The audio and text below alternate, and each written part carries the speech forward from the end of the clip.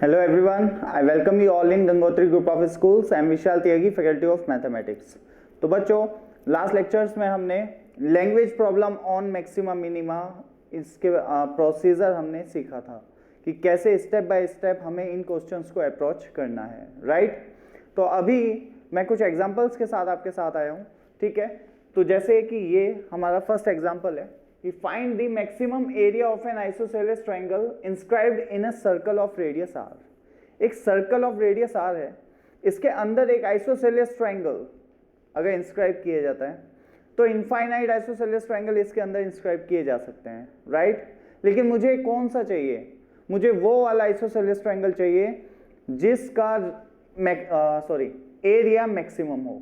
क्या? जिसका area maximum हो, ठीक है। तो बताना है वो एरिया कितना होगा, जो मैक्सिमम एरिया है वो कितना होगा।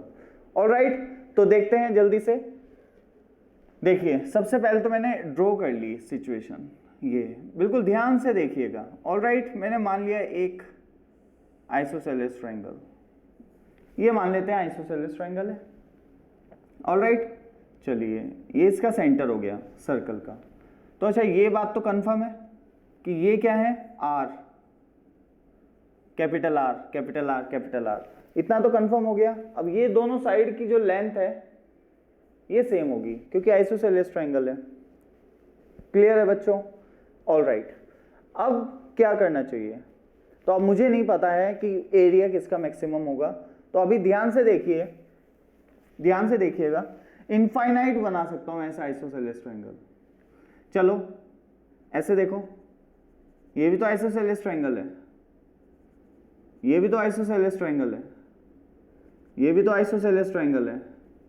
इफ यू कैन सी, बात समझ आ रही है मेरी? मतलब इस बेस को ऊपर ले जाओ, ऊपर मूव कराते जाओ, ये सभी आइसोसेलेस ट्रायंगल बनेंगे। नीचे मूव करा दो, वो भी आइसोसेलेस ट्रायंगल बनेंगे। ये भी तो आइसोसेलेस ट्रायंगल है। ऐसे कितने बनेंगे? इनफाइनाइट। लेकिन मुझे कौन सा चाहिए? जिसमें एरिया मैक्सिमम हो। ऑलराइट, ठीक है। अब कोई कहेगा इधर भी तो बन सकता है, तो वो तो सेम ही है ना बात, वो तो बात सेम ही है। अगर इधर बनाओगे तो इधर से देखना शुरू कर देना, ऐसे ही दिखेगा। बात समझ गए? तो एक पूरा सिनेरियो मैंने कंप्लीट कर लिया है कि भाई ऐसा कुछ होगा, ऐसी कोई सिचुएशन होगी। ऑलराइट, बात को समझना। अब चलो ये बात तो मुझे समझ आ गई कि ये बेस ऊपर नीचे मूव कर सकता है, बेस जो है वो ऊपर नीचे मूव कर सकता है, अकॉर्डिंगली ट्रायंगल चेंज होता रहेगा और उसका एरिया भी चेंज होता रहेगा। क्लियर? तो मुझे करना क्या चाहिए? तो मैंने कहा लो, मैंने मान ली एक सिचुएशन ऐसे मान ली, ठीक है। ये आइसोसेलेस ट्रायंगल है, ये रेडियस आर है, गिवन है, कैपिटल आर कह दो, कैपिटल आर गिवन है वहां पे आर। अब ये बेस ऊपर नीचे हो सकता है, तो मैंने क्या किया, ये वाली डिस्टेंस x मान ली। क्या? x। अच्छा, यू नो वेरी वेल कि ये जो लाइन होगी ये परपेंडिकुलर होगी, ये पूरी लाइन, मतलब इस सेंटर से मैंने जो परपेंडिकुलर डाला है और ये जो लाइन है ये दोनों आपस में सिंगल लाइन है। ये ऐसा हमेशा जरूरी नहीं होता, ये आइसोसेलेस ट्रायंगल है इसलिए ये चीज पॉसिबल है। ऑलराइट, कि सेंटर से जो देखो, मान लो आइसोसेलेस ट्रायंगल नहीं है, ये सेंटर है, सेंटर से परपेंडिकुलर डाला और ये लाइन कनेक्ट की, तो क्या ये सिंगल लाइन है? भाई ये अलग लाइन है, ये अलग लाइन है, लेकिन आइसोसेलेस ट्रायंगल में ये एक पूरी लाइन है। क्लियर है गाइस? ओके, चलो कोई बात नहीं। अच्छा ये x हो गया, यहां तक तो कोई टेंशन नहीं है। अब इसका एरिया निकालना है मुझे, इस ट्रायंगल का एरिया चाहिए। तो एरिया क्या होता है? Base into height. अब वेरिएबल कौन है? x। वेरिएबल कौन लिया है आपने? x। क्या मैं x की फॉर्म में एरिया लिख सकता हूं बच्चों? यस। देखो कैसे लिख सकते हैं? देखो ये r है, ये x है, तो ये कितना हो जाएगा? ये हो जाएगा R square minus x square, इसका ट्वाइस एरिया बन जाएगा, और हाइट r प्लस एक्स। तो area of triangle will be 1/2 base, length of base will be this, into height मतलब r प्लस एक्स। बात समझ आई? तो फाइनली वी हैव 2 से 2 कट गया, are square minus x square R plus x. अब मैंने देखा क्या इंडिपेंडेंट वेरिएबल एक ही है या एक से ज्यादा है? तो ऑब्वियसली एक ही है, सिर्फ x, तो कोई टेंशन नहीं है। अगर एक से ज्यादा होती ना तो टेंशन आ जाती। या इंडिपेंडेंट ना बोलूं, सिर्फ वेरिएबल बोलूं कि वेरिएबल कितने हैं, एक ही है। अगर दो होते तो मैं दूसरे को एक की टर्म में बनाता, मतलब पूरे एक्सप्रेशन को सिंगल वेरिएबल की फॉर्म में कन्वर्ट करने की कोशिश करता, क्योंकि वो दोनों वेरिएबल डिपेंडेंट वेरिएबल होते। अगर इंडिपेंडेंट होते तो मैंने बताया आपको, फिर आप डिफरेंशिएशन का यूज नहीं कर पाएंगे, फिर वो क्वेश्चन एओडी का नहीं रहेगा। ऑलराइट, ठीक है, तो यहां तक आपको बात समझ आ गई। अब मैंने एक बात और बहुत इंपॉर्टेंट सी बोली थी कि जिस भी वेरिएबल को आप कंसीडर करो उसे रेस्ट्रिक्ट भी करना है, उसमें रेस्ट्रिक्शन भी आपको लगानी पड़ेगी। ऑलराइट गाइस, तो मैंने क्या किया, x कितना हो सकता है, देखो x सेंटर से डिस्टेंस है। ऑलराइट, बात को समझना मेरी, ये लाइन अगर यहां आ जाए, देखो ये लाइन यहां पे आ गई तो x और बढ़ गया, ऊपर जाएगी तो कम होती जाएगी x, और यहां पे नेगेटिव में जा रहा है x। जब ये बेस ऊपर आ जाएगा तो x क्या हो गया, अब नेगेटिव माइनस x। तो मैं क्या कह रहा हूं, देखना जल्दी से, ये फिर ये नीचे और नीचे ले आओ, ऐसे बना दो ट्रायंगल, तो और नीचे आ जाएगा, तो बिल्कुल यहां पे पहुंचा दो तो भी आइसोसेलेस ट्रायंगल बनेगा। तो अगर लिमिटिंग वैल्यू की बात की जाए तो x r तक जा सकता है, x की लेंथ r हो सकती है या नहीं, और x की लेंथ माइनस r भी हो सकती है नेगेटिव में, ठीक है, मतलब x ऊपर भी हो सकता है। बात यहां पे देखो, ऐसे भी तो हो सकता है ना, आपने सेंटर से डिस्टेंस ली है तो ये भी तो होगा, फिर एक ट्रायंगल ये भी तो बनेगा, एक ट्रायंगल और क्लोज ऐसे भी तो बनेगा। तो ये वाली डिस्टेंस ऊपर की ओर जा रही है, और कहां तक जाएगी, बिल्कुल ऊपर तक जा सकती है। तो मैं बोल सकता हूं जो x है ना वो माइनस r से r लाई करेगा। लेकिन दिक्कत आ गई, अब क्या दिक्कत आ रही है, बात को समझना मेरी, ठीक है। दिक्कत तो कुछ नहीं है, सिंपल सी बात है, ध्यान से देखिएगा, दिक्कत कोई नहीं है, बस एक चीज सोचने की है कि जब जो बेस है ना, ध्यान से देखना, ऐसे दिमाग लगाना पड़ेगा आपको ध्यान से। ये देखो, जैसे जैसे ये लाइन नीचे की ओर मूव कर रही है, जैसे जैसे ये लाइन नीचे की ओर मूव कर रही है, ऑलराइट, ऐसे ऐसे क्या इफेक्ट पड़ रहे हैं एरिया पे, देखिएगा, हाइट बढ़ गई या नहीं, हाँ, बेस छोटा हो गया, हाइट इंक्रीज कर रही है, बेस छोटा हो रहा है, और एरिया होता है 1/2 बेस इंटू हाइट। अब हाइट जैसे ऐसे नीचे पहुंचता जा रहा है, ऐसे ऐसे हाइट बढ़ती जा रही है, बेस कम हो रहा है, तो मैं कोई कमेंट नहीं कर पा रहा, एक इंक्रीजिंग है एक डिक्रीजिंग है, तो ओवरऑल क्या होगा, आई डोंट नो। समझ गए, जैसे ये लिखा है इसमें, ये कैसा है, ये तो डिक्रीजिंग है, जैसे ऐसे नीचे जा रहे हैं, और ये इंक्रीजिंग है, तो डिक्रीजिंग इंटू इंक्रीजिंग हमें पता नहीं है क्या होता है, ठीक है, तो I don't know what it is. लेकिन इसी सिनेरियो को अब यहां पे देखो आप, अगर यही काम जैसे यहां पे है, ये डायमीटर है, मान लो जो आइसोसेलेस ट्रायंगल है कोई, वो इसका डायमीटर बन रहा है, इसका बेस। अब मैं इस केस में तो x 0 है, अब इसको ऊपर मूव करवा रहा हूं नेगेटिव साइड में, क्लियर, क्या नेगेटिव साइड में मूव करा रहा हूं। तो अब देखो ध्यान से, इस ट्रायंगल की हाइट पे क्या इफेक्ट पड़ रहा है, इस ट्रायंगल की हाइट डिक्रीज हो रही है जैसे ऐसे लाइन ऊपर बढ़ेगी, एंड ऑल्सो, ध्यान से, एंड ऑल्सो ये जो बेस है वो भी डिक्रीज कर रहा है। क्या हाइट, इस जो ट्रायंगल आया इसकी हाइट कम हो गई या नहीं पहले वाले ट्रायंगल से, यस, और लेंथ ऑफ बेस भी कम हो गया या नहीं, डायमीटर तो सबसे बड़ा होता है, ये तो छोटे होंगे, और आगे जाओगे तो और छोटा होगा और हाइट भी छोटी होगी, तो obviously decreasing into decreasing decreasing हो जाएगा। यहां पे तुम्हें अपने आप पता चल रहा होगा, जब एक चीज डिक्रीज कर रही है दूसरी भी डिक्रीज कर रही है तो ओवरऑल भी डिक्रीज कर रहा होगा वो। बात समझ पा रहे हो मेरी, बताइए जल्दी से।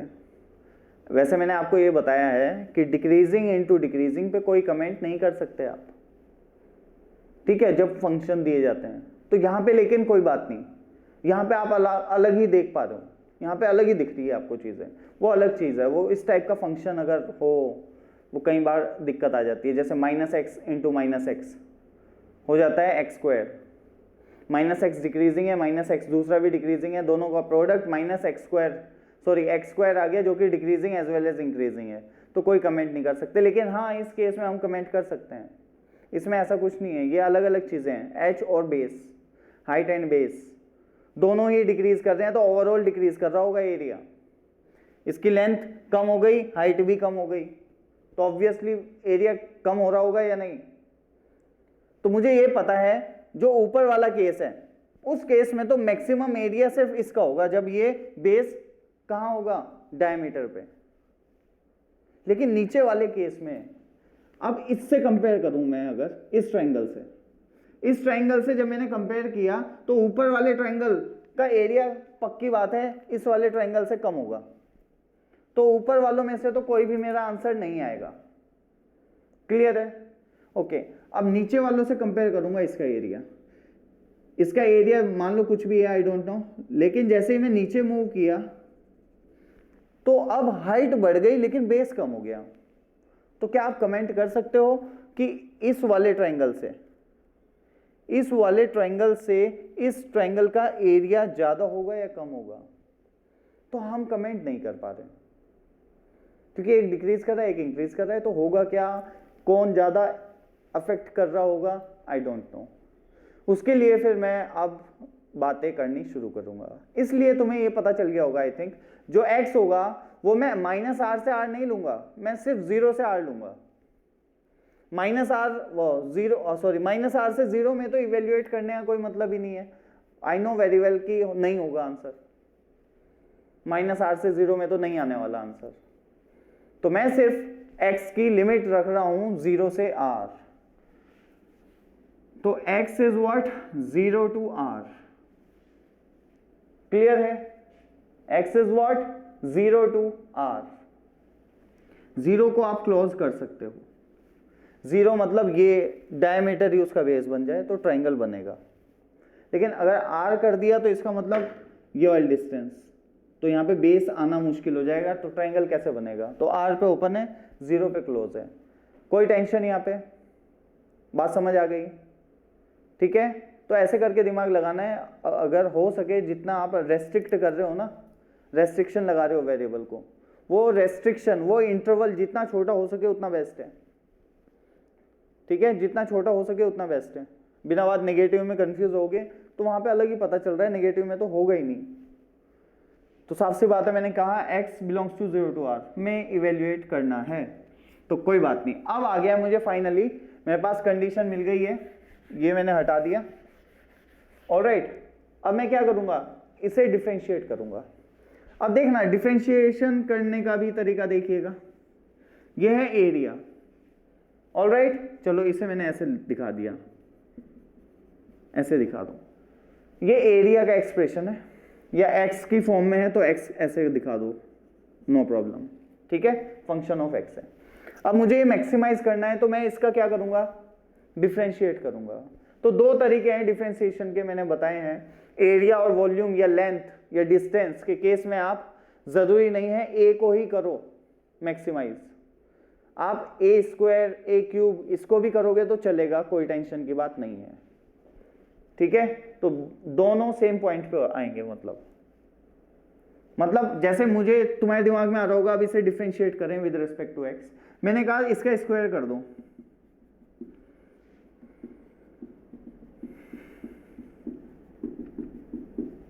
ठीक है, अब इसे मैक्सिमाइज कर देते हैं, तब भी कोई दिक्कत नहीं है, तब भी जो x आएगा ना उससे रिलेटेड वो वही होगा जो इसके लिए आना था, वो इसके लिए भी आएगा। ठीक है, और शायद हमारी कैलकुलेशन थोड़ी सी इजी हो जाए, इसलिए मैंने ऐसा किया। अब मैं क्या कर रहा हूं, इसे डिफरेंशिएट कर रहा हूं विद रिस्पेक्ट टू x, तो ये क्या हो जाएगा बच्चों, 2ax dA/dx। ऑलराइट, तो इसका कोई लेना देना नहीं है, कोई टेंशन नहीं है। अब इसे डिफरेंशिएट कर रहा हूं तो इसका क्या आएगा, -2x r + x² plus r² - x² और इसका differentiation that is 2 times of R plus x. बच्चों क्लियर है? ओके अब देखो इसमें से मैं आर प्लस एक्स को कॉमन ले रहा हूँ, यहाँ पे तो ये चल ही रहा है जो अपना 2ax and a dash x, इसको a डैश एक्स बोल दिया।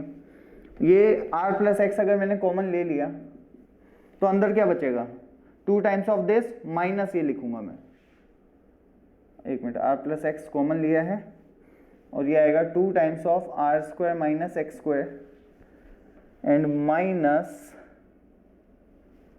2 भी कॉमन ले लो ना, 2 भी बाहर ले लो, तो R square minus x square and यहां पे आ जाएगा minus of x R plus x. All right, ठीक है, तो ये आ गया आर प्लस एक्स, ये आ गया are square minus x square minus x r और minus x square, if I am not wrong. All right, ठीक है, let me see this again. एक बार देख लेता हूँ, कोई दिक्कत ना हो, बस ये है। ओके यहाँ तक तो कोई प्रॉब्लम नहीं है। जब इसको ऐसे लिया तो यहाँ पे आया -2x प्रोडक्ट में, तो कोई दिक्कत है तो है नहीं। 2 times of R plus x को मैंने जब कॉमन लिया तो R square minus x square यहाँ पे आया और यहाँ पे आया minus of x R plus x. Clear है? बिल्कुल सही है। तो ये कुछ ऐसा बनेगा आई थिंक, और ये आर स्क्वायर आ गया, no problem, 2r plus x. Okay, दूसरा क्या आ रहा है यहाँ पे, मैंने माइनस को कॉमन ले लिया, ये आ गया 2x square plus R x minus R square. All right guys, ठीक है, इसे मैंने ऐसे कर लिया। देखो 2x स्क्वायर, इसे क्या लिख लूं, 2r minus R x minus R square. ये तुम्हें दिख रहा होगा, क्वाड्रेटिक सॉल्व कर रहा हूं जस्ट। तो यहां से 2x कॉमन आएगा तो क्या आएगा, x प्लस आर। फिर यहां से माइनस आर कॉमन लूंगा तो x प्लस आर लिख दूंगा फिर से। तो फाइनली देखो x प्लस आर का तो स्क्वायर आ गया और क्या बचा, 2x minus R. All right, differentiation ये आया। अब मैंने बताया था उसके डेरिवेटिव को जिसका आप डिफ्रेंसिएशन किया है, that is a dash x. a dash x को 0 पुट कर दो, तो put a dash x equal to 0 और इसे इक्वेशन को सॉल्व कर लो। तो a डैश एक्स को पुट कर दिया 0 तो ये हो गया 0 और इधर इसका सॉल्यूशन क्या आ जाएगा, then you will get x equal to बेटा minus r and r by 2। x कितना आ रहा है, एक तो माइनस आर और एक आ रहा है r बाई 2, तो ऑब्वियसली x की जो रेंज है 0 से r है, कैपिटल R लिख लो। ठीक है, तो माइनस आर तो हो ही नहीं सकती, तो आंसर क्या होगा, r बाई 2। तो x अगर r बाई 2 होगा तो एरिया मैक्सिमम होगा। क्या ऐसा जरूरी है, क्या ऐसा जरूरी है? मैंने बताया था ऐसा ना करें कि सीधा जो भी आंसर आया कि अच्छा r बाई 2, ओके x equal to r by 2 पे एरिया मैक्सिमम होगा। भाई चेक भी कर लेना, मैंने एक बताया था साथ में कि अच्छा मैक्सिमम ऑफ एरिया पूछा है ना, तो ये भी देख लेना ये पॉइंट ऑफ मैक्सिमा है भी या नहीं, कभी मिनिमा ही हो। ठीक है, तो देख लेते हैं चलो। अच्छा x जो है वो r बाई 2 से अगर छोटा हुआ तो वैल्यू, ओवरऑल वैल्यू बच्चों कैसी होगी, x अगर r बाई 2 से छोटा हुआ तो ओवरऑल वैल्यू पॉजिटिव आएगी, क्योंकि बाहर क्या लगा हुआ है, माइनस। r बाई 2 से छोटा होगा तो ये नेगेटिव होगा, बाहर है माइनस, तो ओवरऑल पॉजिटिव आएगी। और x अगर r बाई 2 से बड़ा हुआ तो कैसे आएगी, नेगेटिव। से पॉजिटिव से नेगेटिव साइन चेंज हो रहा है, that means it will be a point of maxima. क्या है, पॉइंट ऑफ मैक्सिमा। तो मुझे पता चल गया when x is equal to r by 2, area of this triangle, this isosceles triangle inscribed in a circle of radius r will be maximum. ठीक है, और एरिया होगा कितना, ये तो पॉइंट आया, तो area will be maximum at x equal to r by 2। कहां पे, at x equal to r by 2, and maximum value of area will be a max. तो ये जो एक्सप्रेशन है इसमें x की जगह r/2 पुट कर दो, ऐसे निकलती है ना मैक्सिमम वैल्यू, ठीक है, r प्लस r/2, यही आंसर है। कितना हो जाएगा 4√3r/2 into 3r/2, that is 3√3r²/4। एक बार देख लेते हैं, 3r/2 और ये हो जाएगा 4 और 3/4 दैट इज 2√3r/2, बिल्कुल सही है। 3√3/4 इंटू r², ये होगा मैक्सिमम एरिया, ठीक है, maximum area of triangle, isosceles triangle inscribed in a circle of radius r। Clear? और ये चीज कब होगी, किस सिचुएशन में होगी, जब आइसोसेलेस ट्रायंगल का जो बेस है वो सेंटर से r/2 डिस्टेंस पे होगा। ये था मेथड 1 बच्चों, ये था मेथड 1, ठीक है। आप इसको जल्दी से कॉपी करो, फिर मैं आपको दिखाने जा रहा हूं मेथड 2 और किस तरीके से मैं इसको सॉल्व कर सकता था। ऑलराइट, जल्दी से कॉपी कीजिए। ओके गाइस, तो नेक्स्ट मेथड से देखते हैं क्वेश्चन को सॉल्व करके। मेथड 2, मेथड 2 में मैं क्या कह रहा हूं, मैं x नहीं ले रहा। मैंने बताया था x से बेटर होता है थीटा लेना।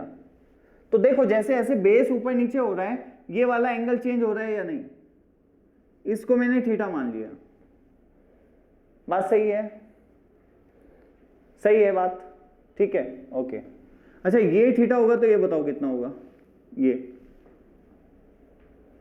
θ/2 होगा, ठीक है, लेकिन इसकी जरूरत नहीं है, वैसे ही पूछ रहा था जस्ट। मैं कह रहा हूं ये वेरिएबल है थीटा इस बार। Alright, okay. अच्छा अगर जैसे ही मैंने थीटा लिया तो मैंने कहा थीटा की रेंज बताओ, अब थीटा कहां से कहां तक लाई करेगा, तो वही वाली चीज है, बेस कहां तक जा सकता है, मैक्सिमम यहां तक, उससे ऊपर जाने का कोई मतलब नहीं है, बताया है तुम्हें, ठीक है। ऊपर वाले को कंसीडर नहीं कर रहा हूं इसलिए क्योंकि मुझे पता है वहां पे आंसर नहीं आएगा। बेस ऑब्वियसली नीचे होना चाहिए तभी आंसर आएगा, ठीक। तो मैंने कहा ये बेस मैक्सिमम यहां तक जा सकता है, और जब ये यहां पे होगा तो थीटा की वैल्यू कितनी हो जाएगी, थीटा की वैल्यू हो जाएगी π/2। और जब ये बेस मैक्सिमम कहां तक जा सकता है, बिल्कुल नीचे यहां पे लिमिटिंग वैल्यू, तो थीटा ये लाइन, ये वाला पॉइंट बिल्कुल इसके क्लोज आ जाएगा और थीटा कितना हो जाएगा 0। ऑलराइट, तो मैंने कहा ऐसा कर लो, 0 पे ओपन कर लो और π/2 पे क्लोज, क्योंकि ये वाली सिचुएशन तो पॉसिबल है कि बेस यहां पे पहुंच जाए, लेकिन ये बिल्कुल यहां पे पहुंच जाए ऐसा पॉसिबल नहीं है। ऑलराइट, चलिए, तो मैंने क्या किया, 0 पे तो ओपन रख दिया और π/2 पे क्लोज रख दिया, ये वही वाली चीज है बिल्कुल। ओके, अब देखते हैं इसका एरिया। एरिया क्या है, बेस इंटू हाइट। अगर ये r है और ये थीटा है तो ये कितना होगा, r sin थीटा, ये कितना होगा, r cos थीटा, होगा कि नहीं। तो area in terms of theta आएगा इस बार, क्योंकि थीटा वेरिएबल है। तो area will be 1/2 base into height, height मतलब r plus r cos theta बच्चों, r plus r cos theta, ठीक है। r को ले लिया कॉमन, 2 से 2 कट गया, तो r² sin theta and 1 plus ये आ गया अपना cos थीटा, ठीक है, 1 प्लस cos थीटा। तो पहले तो मैंने सोचा कि यार ट्रिग्नोमेट्री लगा के काम बन जाए, तो देख लो एक बार, ठीक है, ट्रिग्नोमेट्री लगा के। तो ट्रिग्नोमेट्री से क्या काम बन रहा है, अगर बन रहा है तो बहुत अच्छा है, अगर नहीं बन पा रहा है तो कुछ नहीं कर पाएंगे हम। तो देख लेता हूं मैं एक बार ट्रिग्नोमेट्री लगा के, let me think of it. देखो यहाँ पे साइन थीटा आएगा, यहाँ sine theta into cos theta आएगा, मैक्सिमम मैं उसे साइन 2 थीटा में कन्वर्ट कर पाऊंगा, लेकिन फिर साइन थीटा का क्या होगा। ऑलराइट, तो साइन थीटा का फिर हम कुछ नहीं कर पाएंगे, वहां पे तो कोई फायदा नहीं होगा क्योंकि आर्गुमेंट डिफरेंट है। Okay, no problem. ओके, तो ऐसे तो नहीं, देखो ऐसे तो मुझे नहीं लग रहा है काम बन रहा है, ठीक। एक तो तरीका ये आ रहा है मेरे दिमाग में कि यार मैं इसे ऐसा करूं, लेकिन पता नहीं फायदेमंद है या नहीं, मुझे वो भी फायदेमंद नहीं लग रहा है कि मैं इसका स्क्वायर कर दूं, ए का स्क्वायर कर दूंगा तो यहाँ साइन स्क्वायर थीटा बनेगा, यहाँ पे बनेगा 1 plus cos square theta. Alright, और 1 प्लस कॉस स्क्वायर थीटा अगर यहाँ पे बनता है, ठीक है, तो ये बनेगा 1 plus cos square theta plus 2 cos theta. अब कॉस स्क्वायर को मैं साइन में जरूर चेंज कर सकता हूँ, लेकिन कॉस थीटा फिर भी अटक जाएगा और मैं कुछ कर नहीं पाऊंगा, ठीक है। लेकिन फिर भी कुछ ना कुछ शायद हो जाए। एक बार मैं ऐसे ही ट्राई कर रहा हूँ, फिर मैं इसे ऐसे लिख लूँगा जब स्क्वायर कर लूँगा ना, और फिर अंदर वाला बनेगा ऐसे और यहाँ बनेगा 2 कॉस थीटा। तो पूरी टर्म कॉस में तो आ चुकी है, लेकिन ज़्यादा इफेक्टिव नहीं है, क्योंकि ये जब इससे मल्टीप्लाई होगा और ये इससे होगा तो कॉस में क्यूब भी चलेगी साथ में, तो मुझे नहीं लग रहा है ये इफेक्टिव मेथड। तो ट्रिग्नोमेट्री से तो अभी कोई मेथड मेरे दिमाग में क्लिक नहीं हो रहा है, लेकिन कोई बात नहीं, फिर डिफरेंशिएशन आ गया। सबसे पहला काम होता है ना कि ट्राई करने का ट्रिग्नोमेट्री से। अब मैंने क्या कहा, डिफरेंशिएशन से कर लो, क्या दिक्कत है? बात को समझना मेरी, सही है या नहीं? डिफरेंशिएशन से कर लो ना, क्या दिक्कत आ रही है? Alright, okay. तो देखिए करते हैं, डिफरेंशिएशन से करते हैं। एक मिनट रुकिए बस आप, मैं कुछ सोच रहा हूं, अगर कुछ हो जाए तो ठीक है। डिफरेंशिएशन से कर रहा हूं, ए डैश थीटा, इसका डिफरेंशिएशन, इसका क्या होगा, कॉस थीटा, और ये आएगा 1 plus cos theta as it is, plus cos sine theta as it is, और इसका डिफरेंशिएशन होगा minus of sine theta. All right बच्चों, ये क्या आ गया, कॉस थीटा, ये क्या आ गया, कॉस स्क्वायर थीटा, ये आ गया क्या, minus of sine square theta. आ गया कि नहीं? और इसको क्या रख दूं, 0। क्या रख दूं, 0। तो मुझे देखना है कि ये कहां पे 0 होगा। तो ये आ गया, देखो क्या, कॉस थीटा, ये आ गया कॉस स्क्वायर थीटा, और ये देखो कॉस 2 थीटा लिखा है, तो 2 कॉस थीटा को, सॉरी कॉस 2 थीटा को लिख सकता हूं 2 कॉस स्क्वायर थीटा माइनस 1। बताइए सही है क्या? तो मतलब ये आ गया 2 ऐसे, 2 cos square theta plus cos theta minus 1। फिर से बेटा क्वाड्रेटिक लिख लो, 2 cos square theta plus 2 cos theta minus cos theta and minus 1। Alright, फिर यहां पे आ गया मैं, यहां पे क्या बन जाएगा, ये ए डैश थीटा, ए डैश थीटा बन गया आर स्क्वायर। देखो 2 कॉस थीटा को मैंने कॉमन लिया तो आया कॉस थीटा प्लस 1, फिर माइनस 1 कॉमन लिया आया तो कॉस थीटा प्लस 1। ऑलराइट, तो आर स्क्वायर आ गया 2 cos theta minus 1 and cos theta plus 1। बच्चों क्लियर है मेरी बात? देखो कॉस थीटा प्लस 1 मतलब थीटा का पाई होना, ये 0 कब होगा, इसको 0 पुट कर दिया तो यहाँ पे 2 वैल्यू आई, कॉस थीटा का माइनस 1 हो जाना या कॉस थीटा का 1/2 हो जाना। ऑलराइट, कॉस थीटा का क्या हो जाना, 1/2। ठीक, नॉट पॉसिबल, मतलब थीटा पाई हो जाना, लिमिट से बाहर है। थीटा कितना हो जाना, π/3। बिल्कुल यही आंसर आएगा।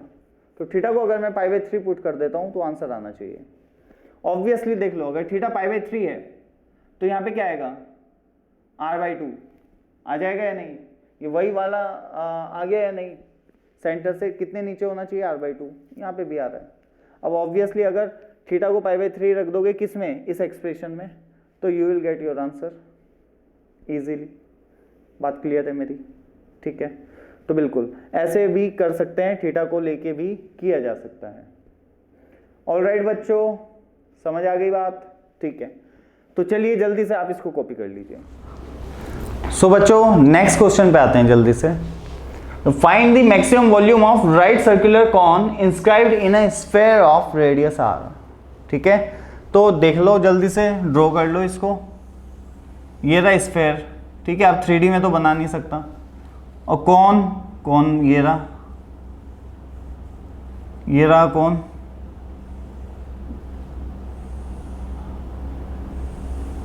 ऑलराइट, ये स्ट्रेट लाइंस है। चलो कोई कंफ्यूजन ना हो तो सीधे ही दिखा देता हूं। यहां पे ये बेस है, ये समझ आ रहा होगा तुम्हें शायद, क्योंकि ये स्फीयर है, राइट।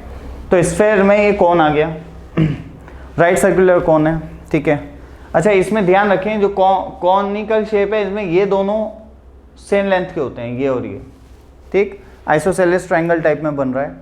अब उसने पूछा है find the maximum volume of right circular cone inscribed in a radius of sphere of radius R. तो ये आ गया आर। अब देखो बहुत सारे बन सकते हैं इफ यू कैन सी, ठीक है, अगर ध्यान से देखो तो ऐसे बहुत सारे कॉन इसके अंदर इंस्क्राइब किए जा सकते हैं। वही वाली चीज है जो हमने लास्ट में पढ़ी कि बेस को ऊपर नीचे करते जाओ, ठीक है। और इसे मैंने मान लिया x, मान लेते हैं ये डिस्टेंस कितनी है x। तो मेरे ख्याल से तुम लोगों को समझ आ रहा होगा कि इस केस में भी आंसर क्या आ जाएगा, x = r/2। लास्ट में पढ़ा ना हमने, सही है। तो जैसे ही मैंने ये बोला कुछ लोग यकीन कर गए होंगे कि हाँ बात तो सही है, x = r/2 आना चाहिए। क्या रियली? नहीं, वहाँ पे क्या मैक्सिमाइज किया था, एरिया। यहाँ पे क्या मैक्सिमाइज करना है, वॉल्यूम, वॉल्यूम ऑफ दिस। और मैंने आपको पहले ही बताया था कि अगर सेम क्वेश्चन में भी अगर ऐसा हो रहा है कि वॉल्यूम और एरिया दो अलग अलग चीज़ें मैक्सिमाइज करनी है, या वॉल्यूम एंड सरफेस एरिया ऐसा कुछ मैक्सिमाइज करना है, तो वॉल्यूम के लिए आप अलग से निकालेंगे, सरफेस एरिया के लिए अलग से निकालेंगे, सेम नहीं करेंगे। सेम ऐसा नहीं होता कि वॉल्यूम भी उसी इंस्टेंट पे मैक्सिमम होगा जहाँ पे सरफेस एरिया मैक्सिमम है। बात समझ रहे हो मेरी? ऐसा बिल्कुल नहीं होता है।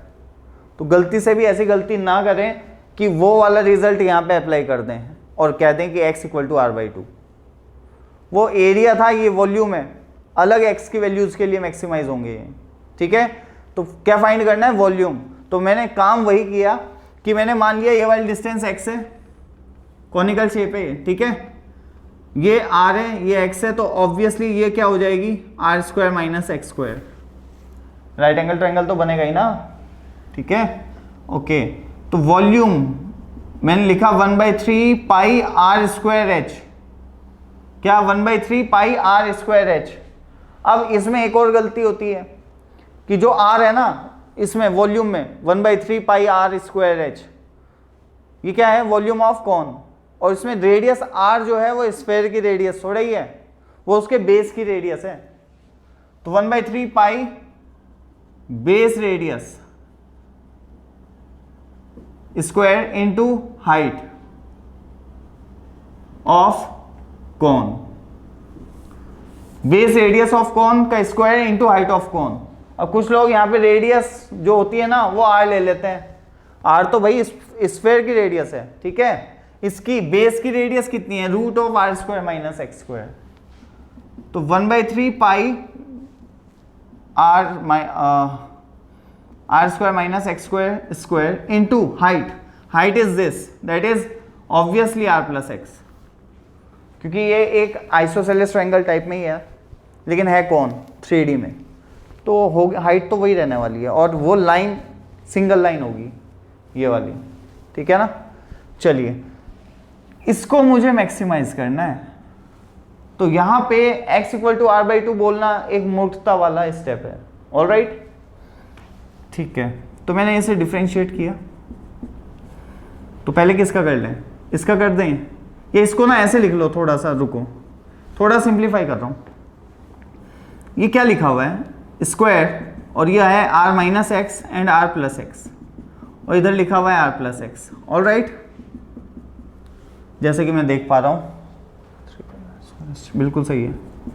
तो r - x and r + x का स्क्वायर,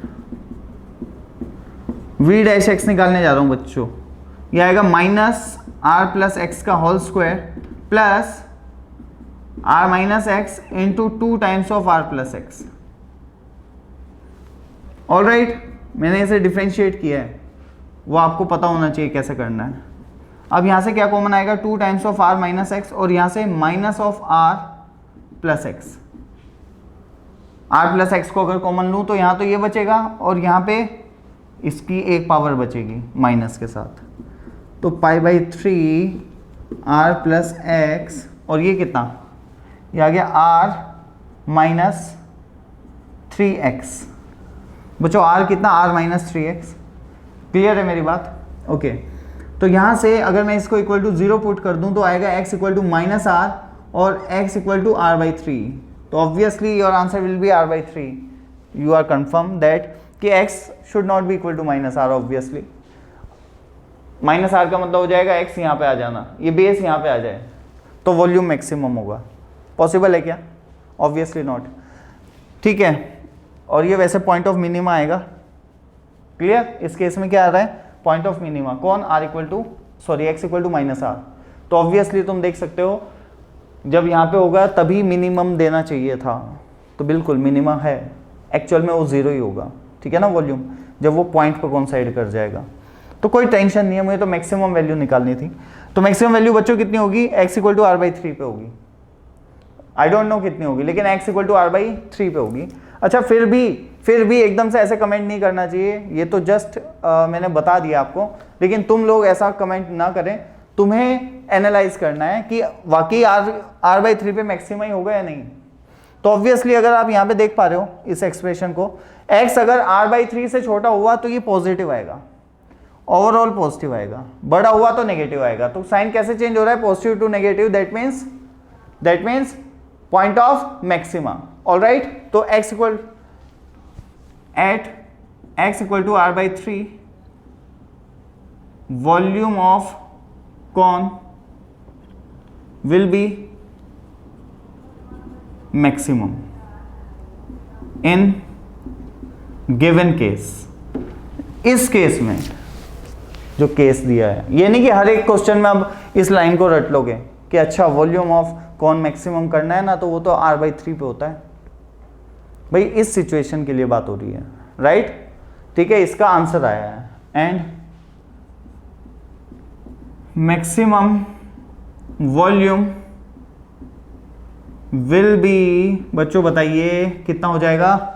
पुट कर दो, v/3 होगा।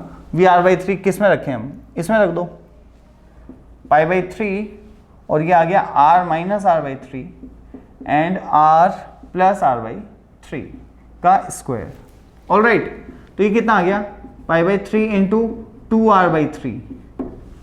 क्लियर है? और ये हो जाएगा 16r²/9। ठीक है बच्चों? ओके, अब क्या करें? देखो ये आ गया पाई या 32, देखो ऊपर वालों को मल्टीप्लाई किया, 32r³ पाई अपॉन 81। ये है बच्चों मैक्सिमम वॉल्यूम। ऑलराइट, और इसी खेल को आप थीटा के साथ भी खेल सकते हो, यहाँ पे थीटा लेके फिर थीटा के टर्म्स में भी आप निकाल सकते हो। ये तुम्हारा काम है, तुम्हें अल्टरनेट मेथड करके थीटा से भी एक बार कैलकुलेट करके देख लेना है इसको। All right, then pause the video and note it down fast.